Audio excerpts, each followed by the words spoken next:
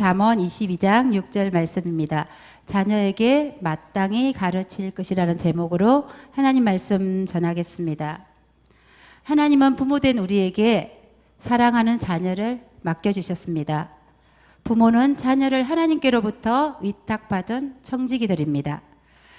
하나님이 부모된 자녀와 저와 여러분에게 주의 교양과 훈계로 잘 양육하라고 말씀하고 계십니다.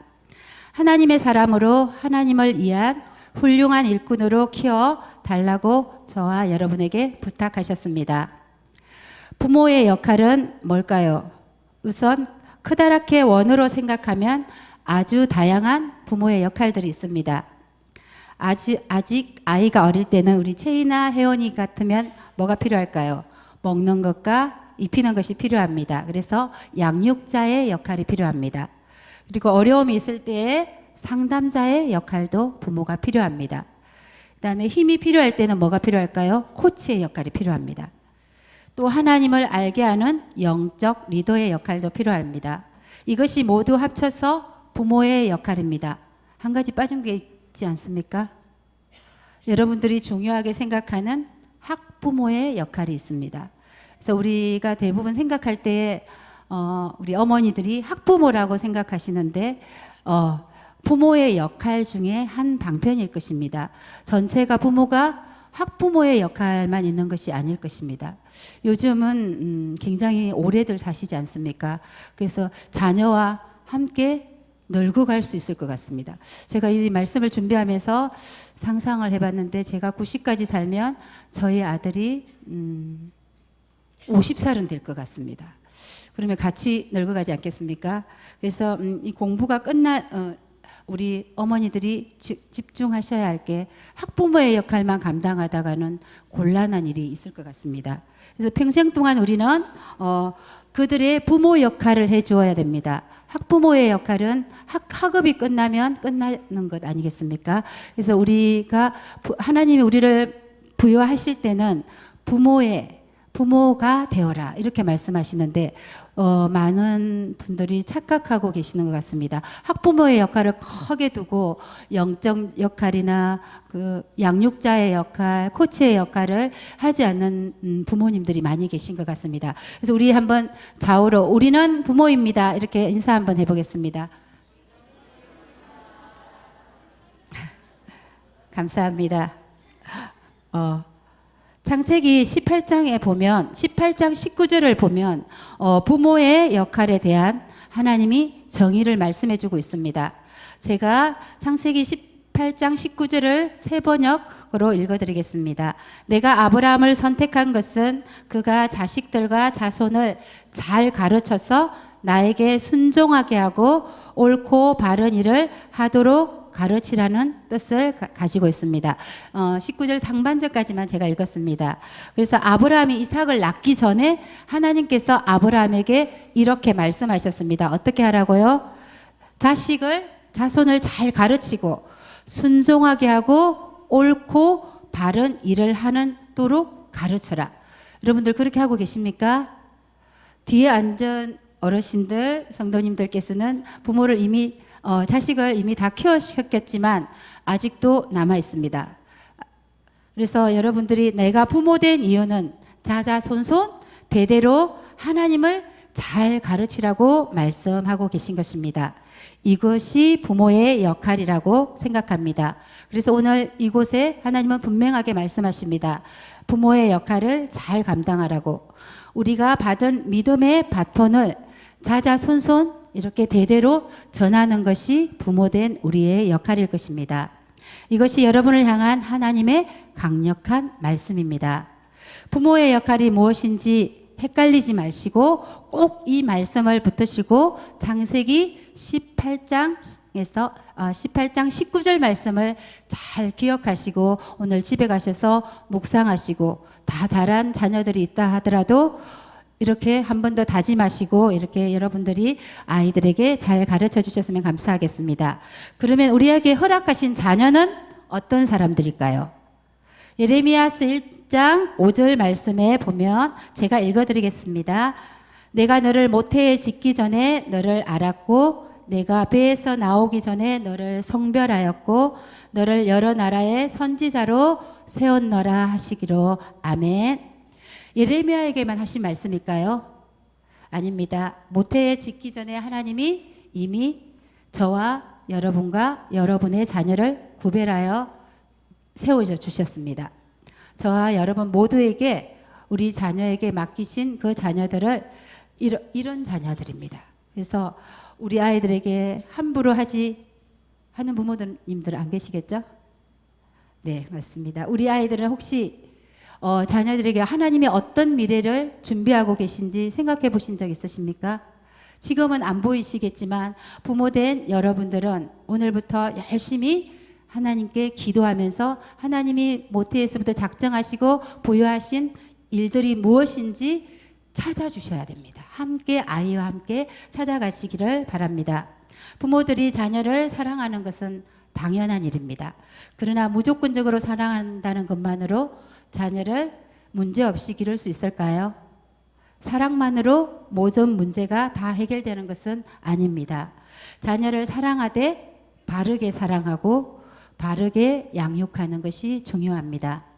본문에 나오는 가르치라는 단어의 원뜻은 제한하다, 둘러막다, 출발하다는 뜻입니다.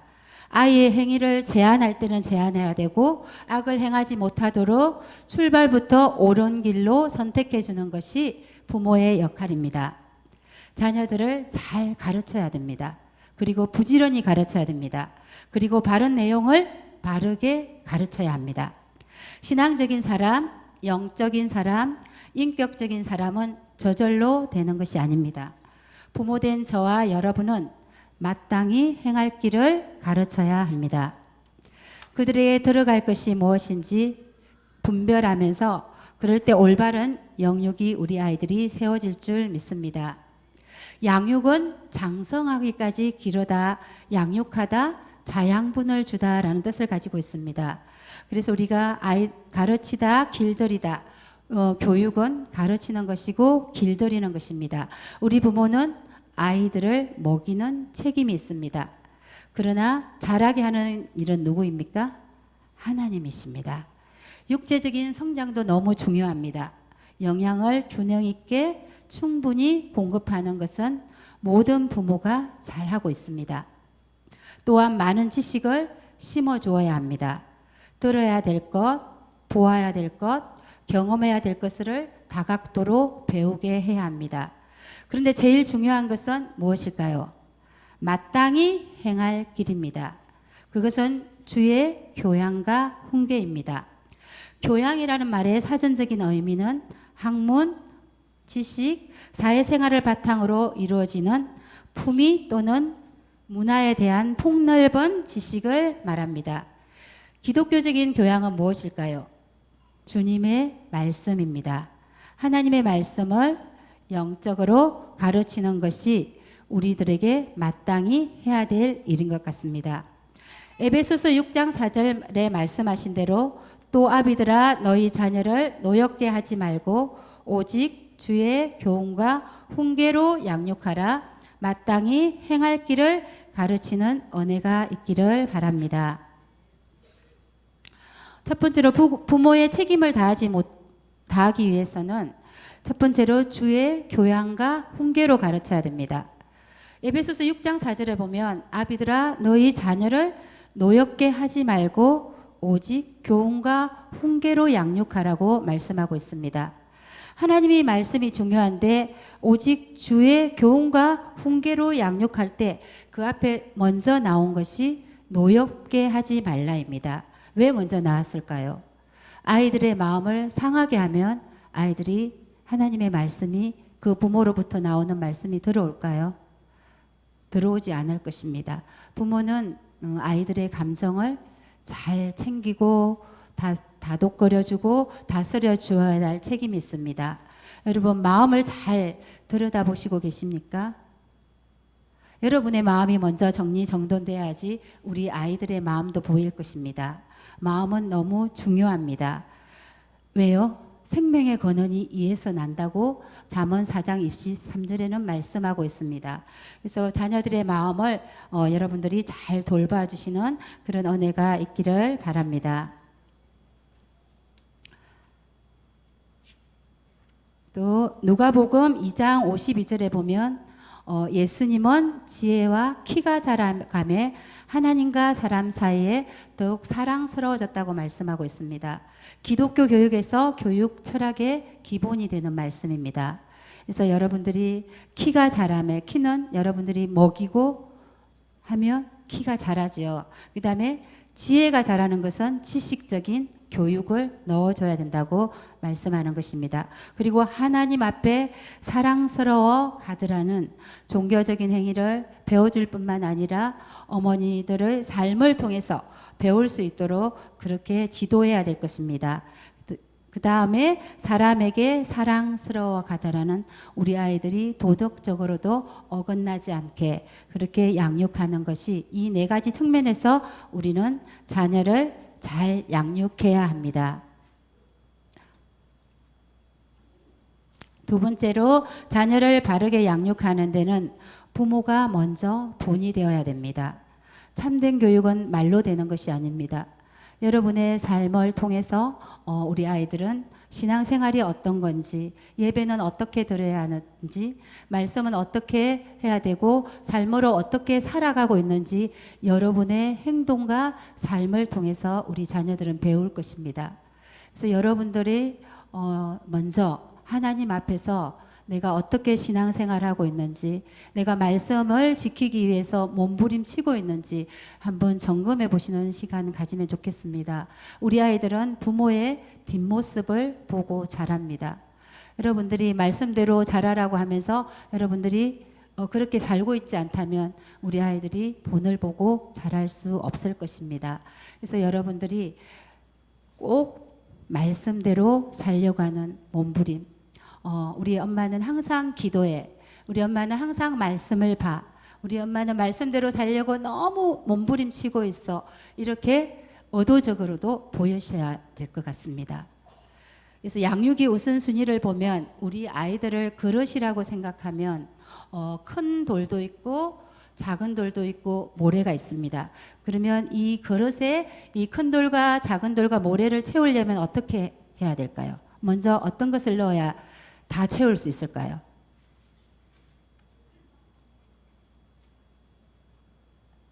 모래를 넣으면 채울 수 있을까요?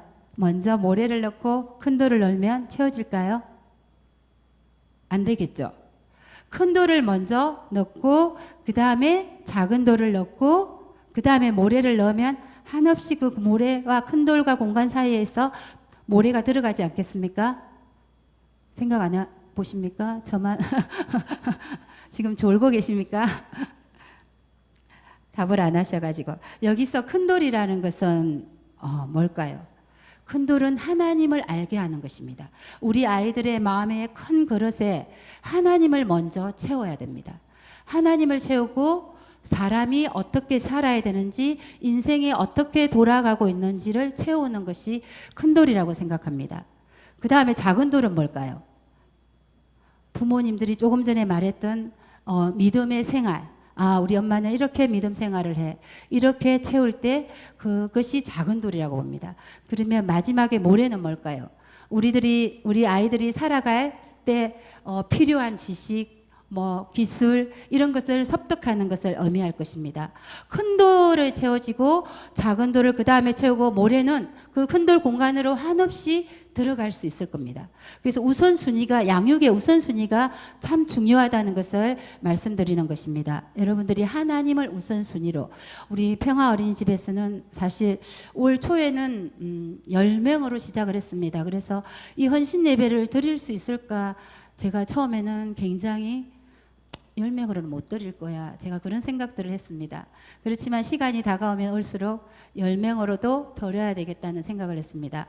조금 전에 오프닝곡 찬양을 할 때 우리 아이들은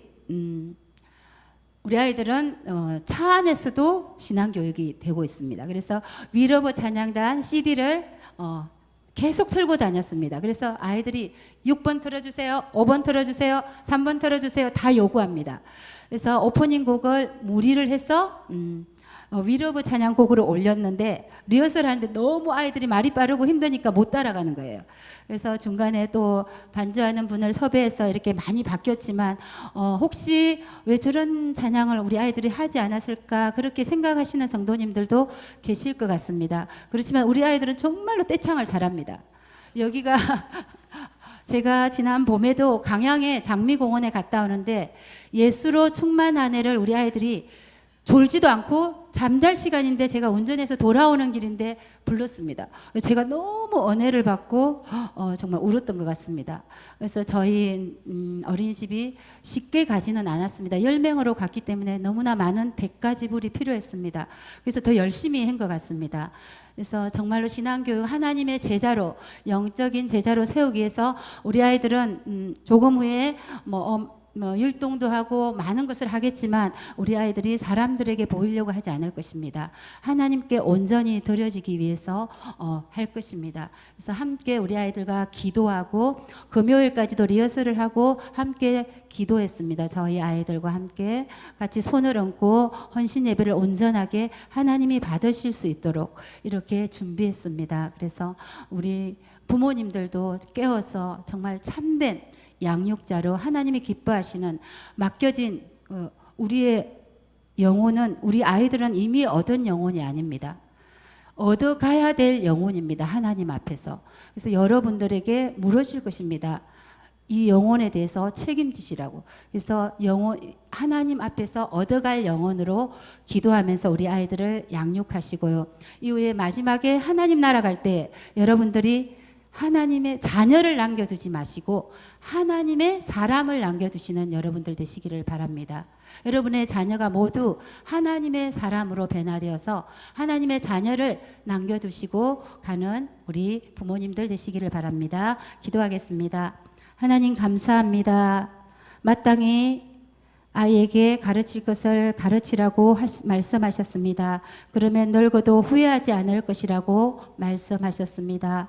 하나님 이미 얻은 영혼이 아니라 자녀들은 우리가 얻어야 될 영혼임을 기억하게 하시고 하나님의 사람들로 잘 양육할 수 있도록 인도하여 주십시오. 그렇게 하실 하나님을 기대합니다. 예수님의 이름으로 기도하였습니다. 아멘.